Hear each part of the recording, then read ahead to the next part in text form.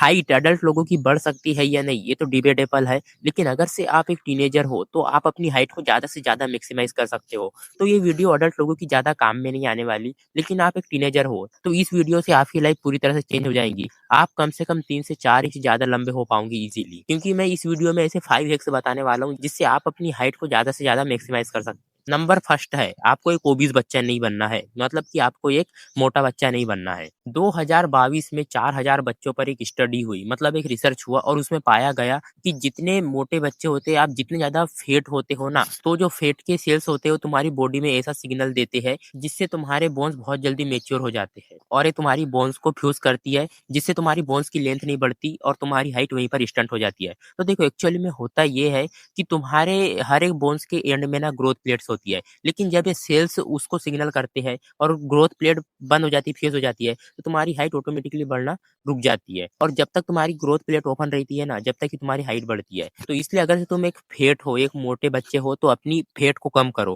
Fate को कम करना है, इसका मतलब ये नहीं कि बिल्कुल कम कर देना है। तुम 11-12 फेट परसेंटेज पे आ गए, बिल्कुल स्किनी हो गए, नहीं भाई, वो फिर तो तुम अंडर फेट पे आ जाओगे, ठीक है? तुम्हें बीच में रहना है, ठीक है? ना ज़्यादा मोटा, ना ज़्यादा पतला, बीच में, ताकि तुम में फेट भी तो रहे, जिससे हाइट बढ़ भी पाए। नहीं तो फिर कहाँ से फेट लाओगे, कहाँ से हाइट बढ़ेगी? इसलिए ज़्यादा मोटा भी नहीं होना है और ज़्यादा पतला भी नहीं होना है। नंबर सेकंड है गो टू जिम और डू कैलिस्थेनिक्स, ठीक है? तुम अगर से जिम में जाते हो ना, तो मैं तुम्हें सजेस्ट करूँगा कि तुम ज़्यादा हेवी वर्कआउट मत करो। कैलिस्थेनिक्स करो भाई, क्योंकि इससे तुम्हारा कोर वगैरह सब कुछ ओवरऑल अच्छे से डेवलप होता है, ठीक है? और बहुत इसमें स्ट्रेंथ वगैरह भी लगती है, तो बहुत ज़्यादा स्ट्रेंथ बूस्ट भी होती है कैलिस्थेनिक्स में और इससे तुम बहुत सारे स्किल भी सीखते हो नए-नए। ठीक है, मेरे को तो भाई जिम से बेटर पर्सनली मतलब हेवी वर्कआउट करने से ज़्यादा कैलिस्थेनिक में ज़्यादा मज़ा आता है, ठीक है? वो ज़्यादा अच्छा लगता है मुझे। तो तुम्हें जिम जाना है वहाँ पर कैलिस्थेनिक वाले वर्कआउट करना है, ठीक है? और लोग बोलते हैं बहुत सारे कि जिम मत जाओ और जिम से हाइट स्टंट हो जाती है, तो ये क्यों उन्हें लगता है पता है? तो देखो जब बंदे जिम जाते हैं और हेवी वर्कआउट वगैरह करते हैं, अपनी बॉडी को स्ट्रेच करते हैं, उनके मसल वगैरह ब्रेक होते हैं, टूटते हैं, लेकिन जब वो प्रॉपर न्यूट्रिशन नहीं लेते, प्रॉपर डाइट नहीं लेते, तो इससे उनके जो मसल है ना, वो रिपेयरिंग पे ध्यान देते हैं, ठीक है? वो हाइट ग्रोथ वगैरह पे ध्यान नहीं देते। क्योंकि बॉडी की फर्स्ट प्रायोरिटी वो रहती है कि तुम्हारे बॉडी में जो भी डैमेज सेल्स है, उनको रिपेयर किया जाए। उसके बाद बाकी दूसरा काम किया जाए। तो अगर तुम्हारे मसल्स वगैरह डैमेज है, तो बॉडी की फर्स्ट प्रायोरिटी ये रहेंगी हमेशा कि मसल को ठीक किया जाए और वो तुम्हारी हाइट पर ध्यान नहीं देगा, अगर तुम्हारी डाइट ठीक नहीं है तो। तो इस वजह से तुम्हारी हाइट स्टंट हो जाती है, क्योंकि तुम्हारा डाइट ठीक नहीं होता। लेकिन अगर तुम्हारी डाइट ठीक है और तुम अपने मसल वगैरह को स्ट्रेच कर रहे हो, तो तुम्हारी बॉडी हर जगह काम करेंगी। एक तो हाइट पे भी काम करेंगी और तुम्हारे मसल पे भी काम करेंगी। तो मेन चीज़ है वहाँ पर डाइट, ठीक है?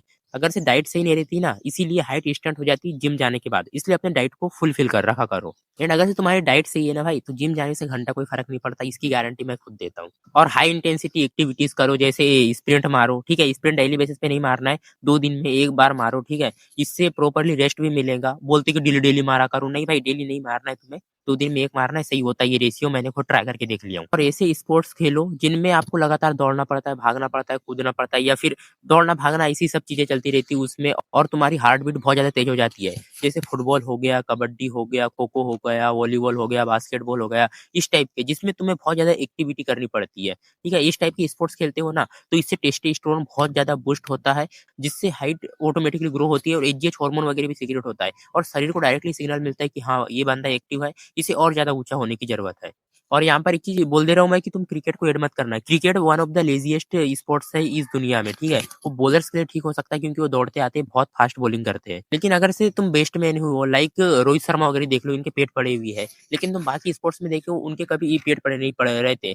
जैसे फुटबॉल हो गया, बास्केटबॉल हो गया, एकदम फिट एथलीट रहते हैं इनमें। तो यहाँ पर मैं क्रिकेट को क्रिटिसाइज़ नहीं करता, मैं खुद खेलता हूँ यार, मैं खुद देखता हूँ यार, ठीक है? लेकिन अगर से हम हेल्थ के पर्सपेक्टिव से देखें तो क्रिकेट उतना अच्छा नहीं है, वहाँ से अगर से बॉलर को हटा दे तो। नंबर थर्ड है अपने डाइट को फिक्स करना, मतलब तुम्हारे डाइट में अच्छे से माइक्रो न्यूट्रिएंट्स वगैरह, प्रोटीन वगैरह सारी चीज़ फुलफिल होनी चाहिए। तो मैं ऐसे फूड्स कंज़्यूम करने चाहिए जिनमें ज़्यादा से ज़्यादा माइक्रो न्यूट्रिएंट्स वगैरह, फाइबर वगैरह हर एक चीज़ हो। लाइक एग्स देख लो तुम, है ना? ये एग्स का चार्ट है, देखो इसमें कितनी सारी चीज़ें हैं। एक फुलफिल हो सकता है, एक संपूर्ण आहार है अंडा, ठीक है? तो इस टाइप के फूड को कंज़्यूम करो। ठीक है, एग्स हो गया, पनीर हो गया, दूध हो गया, दही हो गया, वेजिटेबल्स हो गया, तो इन इन टाइप की चीज़ों को ज़्यादा से ज़्यादा कंज़्यूम करो। लेकिन स्पेशली मैं बोल रहा हूँ एग्स को करो और डेयरी डेयरी वाली चीज़ को करो, जैसे कि दूध हो गया, चीज़ हो गया, एग्स हो गए। और बात करें प्रोटीन की, तो तुम्हें प्रोटीन इतना खाना है जितना तुम्हारा वेट है, ये कम से कम है, ठीक है? और जो सही रेशियो है वो तो तुम अपने अपने वेट है उससे 20 ग्राम प्रोटीन ज़्यादा खाओ। जैसे तुम्हारा वेट है 50 किलो तो तुम 70 ग्राम ज़्यादा प्रोटीन खाओ, मतलब 70 ग्राम खाओ, ठीक है? 20 प्लस 50 प्लस 20 70 ग्राम प्रोटीन। या फिर तुम अगर से कम 50 तो खाने की ट्राई करो ही। अगर से सही से तुम्हारी हाइट को मैक्सिमाइज़ करना है तुम्हें खुद को तो। और तुम प्रोटीन काउंट करोगे इसका मतलब ये नहीं कि तुम हर एक चीज़ में काउंट करने बैठो। जैसे रोटी हो गया, चावल हो गया, तुम इसमें प्रोटीन काउंट कर रहे हो। नहीं भाई, हाई बायो अवेलेबिलिटी वाली भी चीज़ होती है। जैसे कि चार्ट में देखो, देखो कि किस सोर्स ऑफ प्रोटीन की हाई बायो अवेलेबिलिटी ज़्यादा होती है। तो ये बायो अवेलेबिलिटी बेसिकली यही है कि तुम्हारे शरीर को प्रोटीन कितना लगता है। जैसे एग्स वगैरह देखो, इसके प्रोटीन इतना ज़्यादा लगता है, व्हे प्रोटीन वगैरह, इससे तुम्हारे शरीर को ज़्यादा प्रोटीन लगता है। लेकिन वही तुम राइस वगैरह देखो कि इससे प्रोटीन कितना ज़्यादा कम लगता है शरीर को, और ये प्रोटीन के सोर्स है भी नहीं, ये कार्बोहाइड्रेट के सोर्स है। कार्बोहाइड्रेट ज़्यादा डालते हैं तुम्हारे शरीर में।